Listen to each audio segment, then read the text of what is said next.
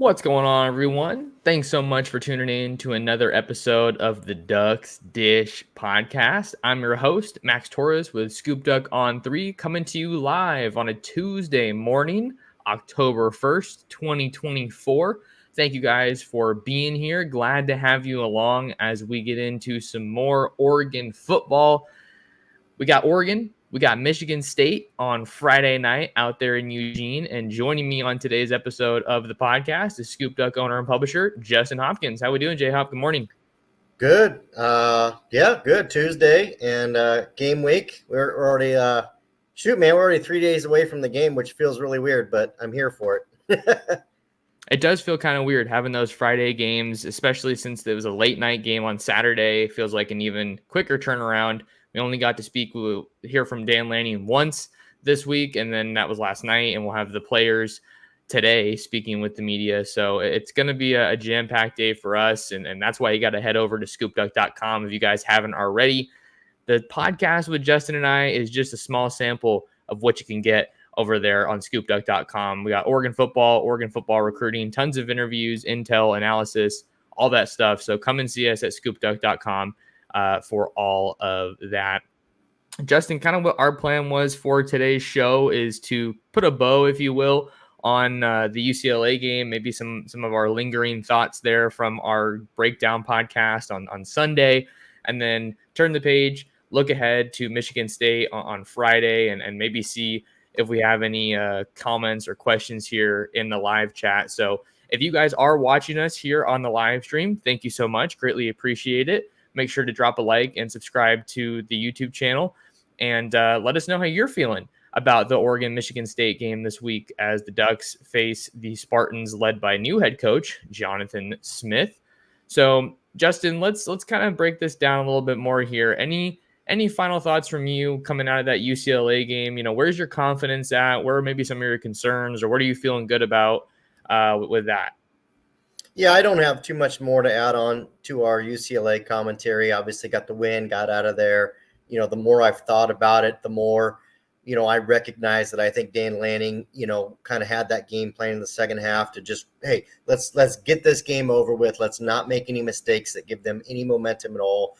I don't care if it's 34-13. I don't care if it's 34 to 22. Let's just get out of here and not, get injured up anymore because obviously Terrence Ferguson got nicked up, which we did get good news on that front that he's practicing and should be back this Friday. I think like most of the Duck fans, I'm not going to spend a ton of time here on the UCLA game. Got the win, 4-0, ready to move on, overall healthy, and really excited. Frankly, I'm really excited for the Friday game, and I think I'm an outlier. And I understand Friday games are tougher to get to for travel purposes for people from Portland or Medford. I really like a Friday game. Like you get off work and you don't get to go to the game, but you can have it on, it's a primetime game. Everybody's watching. And then that gives you all day Saturday, to watch other games or other teams or do your honeydews a little bit and then go, whatever. So I'm kind of a big fan of the Friday games, but I understand why people aren't as well. I can definitely see the appeal of a Friday game, getting to watch the rest of the slate. I mean, I think back to my days living in Eugene, and there were some Friday games, and I would cover the Friday game, and then I would just be on my couch with the 3 TV setup for all day Saturday with my buddies Jacob, Breck, and Devin. So if you guys are watching, big shout out to you guys. But yeah, that'll be nice for Oregon to kind of have that situation that this Friday. I think that the last thing that I'll say from the UCLA game, Justin, and then we can talk some more about some of the latest updates that we got from Lanning on Monday, is this kind of overarching commentary, if you will, about Oregon maybe being more on the conservative side offensively, maybe holding some of their cards closer to the vest for the Ohio State game. And then I think that you have people that are recognizing that and kind of acknowledging that. And then you have other people, maybe a little bit more like myself, who are saying, okay, I understand that approach, but we're not maybe seeing that dominance that I think a lot of people expected against UCLA, particularly as it pertains to the second half and maybe more so that middle eight, because that was a really important area for Oregon last year. And it's been a little bit hit and miss so far. Yeah, it has. No, it's been, like you said, hit or miss is the right word there. And This Michigan State game concerns me because this is a classic trap game. If you think about it, it's a Friday night game. It's a trap game. It's just, there's so many things. They should walk into this game expecting to beat them, and they should. And so obviously that means that, like some of us, the team would be looking ahead to Ohio State in 2 weeks. But I do love the fact that they're going to get an extra day to prepare for Ohio State this week, and potentially ESPN game day. And that's the other interesting part about this game and looking ahead to next week. It feels like so many people are it's easy, I should say, to look ahead to that Ohio State game next week. I mean, I'm planning to be in Eugene and be at that game. Sorry for the street sweeper behind me on the road, but I'm planning to be at that game, and I'm super excited about it. I haven't been to Eugene since April for the spring game, but you got another game on your schedule. So I'm sure that that's part of the message for Dan Lanning here as he talks to his team to get the guys ready for Friday. Got a couple of comments here in the live chat. Combat Medic says, I was looking into the 2025 draft. We legitimately have 14 players with draft prospects right now. That is crazy. I didn't know it was that high of a number. Maybe there's a little bit of room for discussion there among the Oregon fans there. But just on the topic of that, Justin, who do you think is Oregon's top draft prospect? Is it going to be Birch? Connerly? So I talked to somebody that before the season started, I talked to somebody that works in the NFL scout world. And what they told me is that early on, the early look was that Oregon and Ole Miss were two teams with the most NFL draft prospects. Doesn't mean first rounders, okay? That's not what we're saying. These are just people that are, guys that are going to get drafted in the NFL or have some sort of an early draft grade on them or draftable grade. So, in terms of that, Oregon's definitely got the guys, right? You start looking, at all the names that we expect: Johnny Cornelius, Jeff Bassa, Jabbar Muhammad, probably Tez Johnson now after this season, Terrence Ferguson. I mean, there's a long list of names of guys that have some sort of a draft prospect on them. For me, I think Jabbar Muhammad's probably the guy with the highest ceiling. That's a potential first rounder there, maybe late first rounder. He's certainly playing at an elite level right now. I know he doesn't have the interceptions as a key stat, but that's something that is a really good mark of a cornerback. They're obviously not throwing his direction. We talked about that coming out of the UCLA game. Nico Reed was getting picked on. Well, you're picking your poison. You want to throw at Nico Reed, you want to throw at Jabbar Muhammad. I get it. That's what I would do too. So I think Jordan Birch is probably just behind him, possibly a Johnny Cornelius. Those guys, obviously a lot of discussion around them. You start looking at, Terrence Ferguson, Bassa, Dylan Gabriel, Tez Johnson, Jordan James, any of those guys. I think you're looking as mid to late round guys, depending on who they are and where they're going. Jabbar Muhammad and potentially Jordan Birch are probably the two with the best chance, I think, of going in that first, maybe second round. On Jabbar Muhammad, with the interceptions, at least so far this year, I don't think that that's a concern for you, to your point about not being thrown at that much. But you have to look at the other stat too, PBUs. The guy's all over the place. He's there. He's not really getting burned on a consistent basis. Sometimes you have that every now and then, but I don't think that that's something that catches your eye with Jabbar in a negative way by any means. Birch is a fun one to look at because obviously KT came through Oregon, and you want to see him maybe follow in those footsteps. And I think maybe he's a guy that probably has a little bit more raw power to him than Kayvon Thibodeau did when he was coming through Oregon. So there's a lot of really high-end players that could do some serious stuff at the next level. And I've said it before, and I think it's continuing to be the point. Until Oregon wins that first national championship, I feel like the NFL draft is going to be one of their very best selling points when it comes to recruiting. And as well as I do, Justin, that's what a lot of these recruits we talk to ultimately want to do, is get to that next step, get to the NFL. Got another one here from Dustin Fleming, who says, "What's up, fellas? Short week, then a relaxing weekend. Let's open up the offense this week. Take some chances. Give these wide receivers a chance to look like the Bama receiver." Man, did you see that Ryan Williams play? I mean, I don't know how you haven't at this point. Coming out of that Georgia game, that was just must-see TV. Did you know he was 17? It feels like the Tez Johnson is Bo Nix's adopted brother storyline. You just keep hearing over and over and over again that he's 17. But my God, what a play that was. And man, it'd be fun to see Oregon make some plays like that. Oh, absolutely. No, I mean, but that kid's special. Like, and I'm not saying like Tez Johnson's great, Evan Stewart's great, Trayshawn Holden's great. I mean, but let's call a spade a spade. Him and Jeremiah Smith from Ohio State. I mean, as freshmen, those guys are truly elite and really quite possibly the best 1-2 receivers in the country. So, I would like to see. I mean, this is Dustin's. This is a great question or a great comment, whatever you want to call it. Like I would understand all of us wanting to see Oregon open it up and see that element is there. But I could also understand why Dan Lanning would not do that. There's no reason to do that against Michigan State when you have Ohio State the next week. So if they don't do it, I'm still not totally afraid that it's not there. I could just understand why they're holding it another week. So maybe they dip into it a bit. Maybe we see glimpses of it, something, we know it's there. Like we heard about it in practice. I'm certain they see it in practice. I'm certain they know if that element is part of the offense. I want to see it too. I want to see this team play a complete game, hit on all cylinders, explosive plays, run game, all that. I want to see it just like you do. But part of me there's a big part of me that really thinks Dan's, holding on to something for the Ohio State game. And I think that's an element that he might be holding on to as well.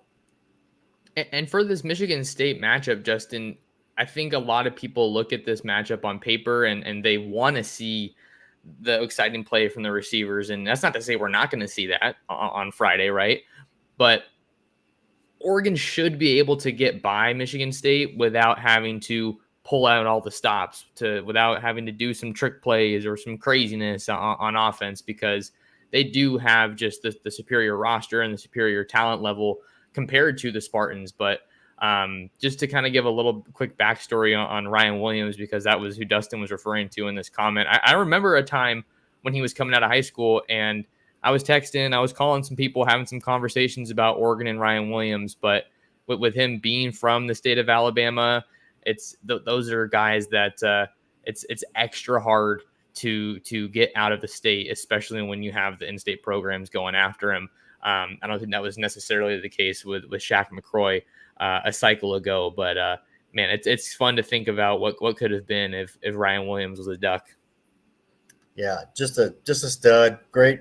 I mean, there's nothing you could say negative about him at all. And those are the guys that come out every year. There's a few guys that are freshmen, whether they're 17, 18, whatever. I mean, look at Penei Sewell, right? I mean, that was one that Mario Cristobal sold his soul for, and I don't mean that in a bad way. He did everything he could, because those are the guys, these coaches that do this for a living, see him on film and know, like, that's a dude. Like, these guys are good. That's a dude. Like, Penei Sewell, obviously, we forget he came in day one and was like, I mean, it was, yep, let's put him out there at tackle. We're good to go for the next 3 years with him, 2.5 years, whatever.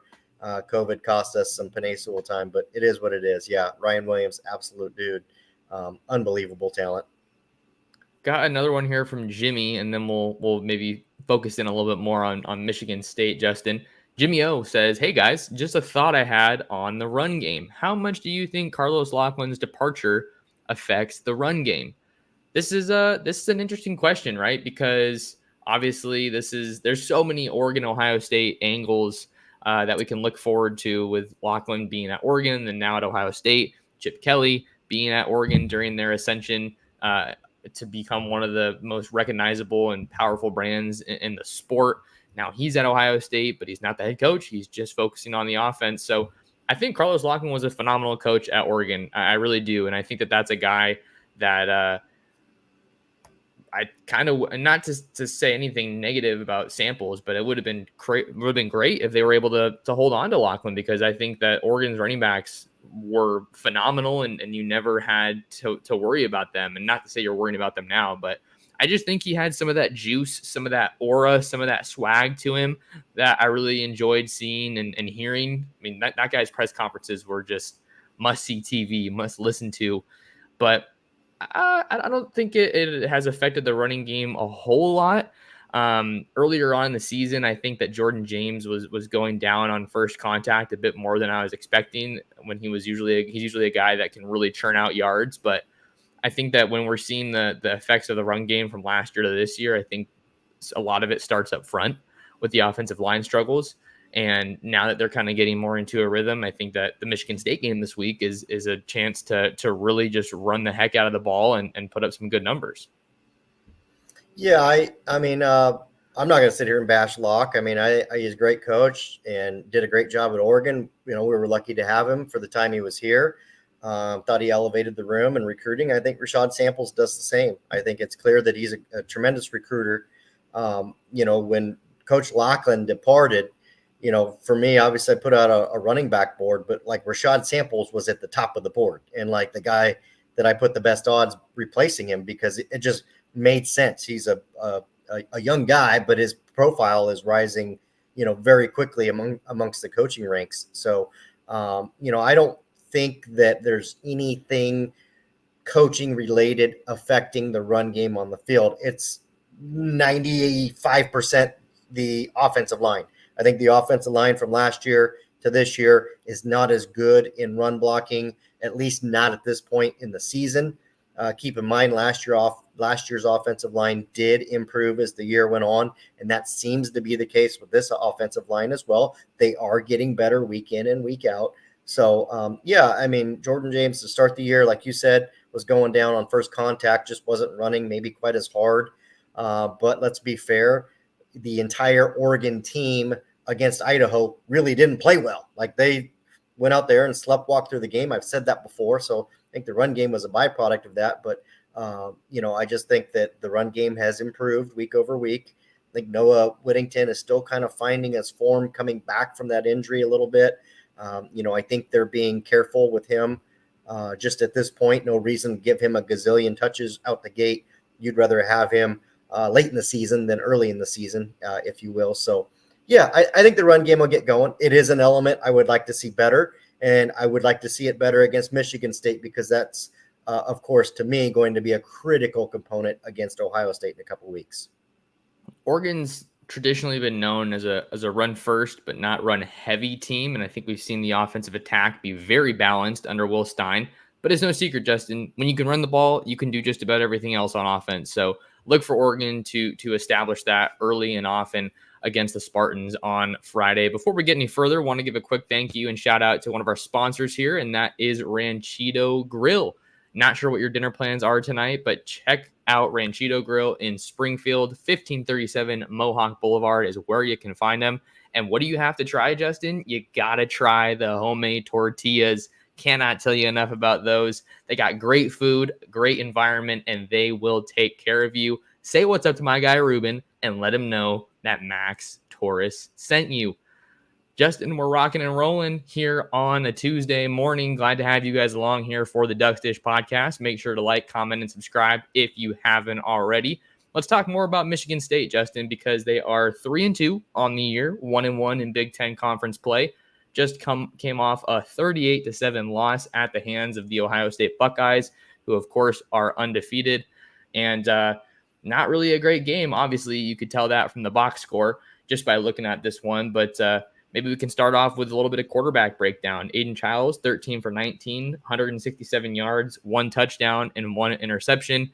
He's kind of been all throughout his time at Michigan State, even though it's been brief. He's kind of been touted as the golden boy, if you will, of Michigan State. Obviously, he was at Oregon State with Jonathan Smith and chose to pack his bags and follow him out to East Lansing. Yeah, he's hot and cold. I mean, not unlike many quarterbacks. I think Cam Ward has a lot of that in his game too. They're hot and cold, and when they're hot, like you're looking at them running, passing, like they're very difficult to defend. When those guys are on, they're on. When they're not, they're definitely not. So I think that's been something that I see from Aiden Childs is just, I think the word that comes to mind is consistency, right? That's what you look for in quarterback play. You're just looking so that there's not these big highs and these big lows. You're looking for somebody that can go out there and just kind of, constantly get you yards and move the ball. So I think that's what they're looking for there. I think when we think of Michigan State, traditionally, we think of them being very big and strong on the line of scrimmage. And I just think that they're okay there. I don't think that, in the current Big Ten, that they're one of the most physically, dominant offensive line or defensive line teams in the Big Ten or in the country for that matter. So, I mean, that's a little bit different. But I will say this, and I've said it a bunch of times. I'm a big Jonathan Smith fan. I think he's one of the best coaches in the country. I don't think anybody did more with less than he did at Oregon State. Michigan State does not have a ton of talent on that roster. They've got a lot of. I mean, I don't want to call them like they're kind of Boise State-ish, where like you got a bunch of mid-level guys and you're trying to coach them up and make them better. Pretty disciplined guys, but I feel like that's almost a detriment to Boise State this year because that's a really good football team this year. So you get my point. They're good. They're middle of the road. Obviously, Ohio State took care of them easily. Ohio State has and was able to lean on their run game, which is the best part of their offense, really to take that game out of control. I would love for Oregon to be able to do the same, get going on the run game. Again, Aiden Childs, that was a home game for Michigan State in that one. Now they've got to travel all the way to Eugene. I know we talk about Jonathan Smith being comfortable with Eugene. Aiden Childs, I know he played at Oregon State for a year, but it doesn't really make it where he was super comfortable setting up shop in Eugene. So, for pretty much everybody on that roster, they're making a long, long road trip on a short week. So I think if you're Dan Lanning, if you could get most of your starters out of there by half on a Friday, you would be really happy with that result. And just to give a little bit more here on Childs, he's had a rough start to the year. He's thrown for just over 1,000 yards. He's got a 5 to 8 touchdown to interception ratio, and he's turned it over every game except for one game. And I think it's Prairie View. It says PV on the schedule, and they won 40-0. So I'm not actually sure what team that is, as embarrassing as that is to say here, Justin. But yeah, and he's gotten sacked at least once every game. So the big performance for him was what he did against Maryland earlier in the season on September 7th. He threw for 363 yards. He had to throw the ball 38 times that game. So that's definitely his best performance of the year. But in that game, 3 touchdowns and 2 interceptions. So I think he's certainly a high upside quarterback. And if you're looking at the Michigan State roster, he took a couple pieces with him from Oregon State, like tight end Jack Velling. So it's a work in progress over there in East Lansing. I think you definitely have more upside than what he was able to accomplish at Oregon State, given the resources and the fact that they're in the Big Ten now. But yeah, it's going through some growing pains right now. I think is a good way to look at this Michigan State team, and not really going to get any easier with a road trip out to Eugene to play at Autzen. No, and you heard Jonathan Smith basically open up his press conference this week with, well, we got another tough test ahead of us. Playing Ohio State and Oregon back-to-backs, pretty brutal for anybody. So, yeah, I mean, if you're Jonathan Smith, obviously, you're probably. I think you're like. Let's just be real. If he was here and we were having a conversation that was off topic here, just like, hey, how you feeling? It's like, hey, I would just love to get out of Eugene overall healthy and get back to our schedule where we can maybe stack a few wins and get these guys some mojo and some momentum. So I think that's what you're looking for there. If you're Jonathan Smith, just maybe get out of Eugene overall healthy, maybe keep Aiden Childs upright, because obviously Oregon did a number on Ethan Garbers at UCLA last week. So that's probably your end game goal, if you will. And really, it's the end goal game for Oregon. Obviously, get this dub, maybe get up early and get your starters out of there and let them rest a little bit, because I know that like everybody's gonna be like, oh, we shouldn't be overlooking and look ahead to Ohio State. We're fans. We're media. We can do that. We're not Dan Lanning. Okay. We're not Dylan Gabriel. That's not us. Yeah. They need to stay focused on Michigan State 1,000,000%. We don't have to do that. That's very true. That's very true. We're not in the locker room. We are behind the microphone and behind the keyboard, just covering this team.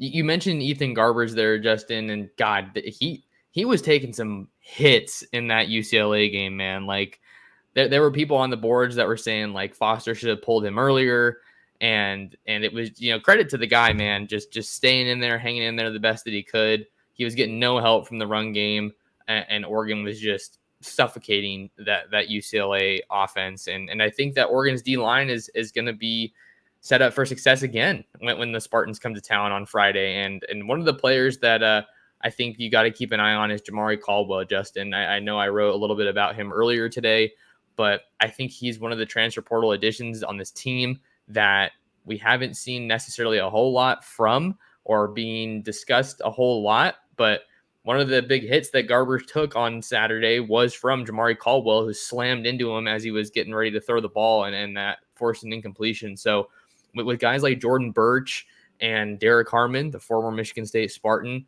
Mateo Uyunglele, like, you got to pick your poison, like we were talking about with Jabbar Muhammad and Nico Reed earlier on this year in the pod, I should say. And I think that should free up Caldwell to wreak some havoc on Friday. Yeah, I mean, essentially, when it comes to Oregon's defensive line, you're kind of picking your poison, right? I mean, Derek Harmon, we've already talked about how he's a problem. He's a problem. He's able to disrupt. He's able to push the line back. That's a guy you have to double team. I mean, you have to. If you're doing that, now you're risking basically, okay, Jamari Caldwell might be free off one side or beating a single team, or that means Jordan Birch might be free or beating a single team on the other time. And it doesn't count when Tatum Tuioti or Mateo Uyunglele is coming free as well. So and then you have Devin Jackson, that can come up through the speed and disrupt. Yeah, Jamari Caldwell, I think we saw him a little bit in that game kind of break out against UCLA. And I think he's taken the steps forward, getting more comfortable in this defense, getting more comfortable, being able to find openings for himself. And he's a load. Like, he's an absolute load of a dude to try and contend with. So, if you're at Michigan State, you're looking at that front line for Oregon saying, all right, we got to pick our poison. Which one are we going to, basically, give a shot to or not give a shot to? And right now, like you said, Jamari Caldwell is finding himself in a lot of ideal situations to make an impact. Last little bit that we're going to hit on here today, Justin, before we get out of here. One of the surprising things that we saw in the UCLA game was Austin Novosad, because I think a lot of people were expecting to see Dante Moore, but we didn't. And now it kind of raises the question here, as Will Stein and the rest of the staff manage the quarterback situation. If Oregon does kind of get up big against Michigan State, who do you think they'll see? Who do you think the which backup will be put in? Yeah, that's tough. That's really tough because, I mean, this is a long-term strategy for Dan Lanning. This isn't, okay, who's performing the best in practice right now. This isn't who's my favorite. This isn't anything like that.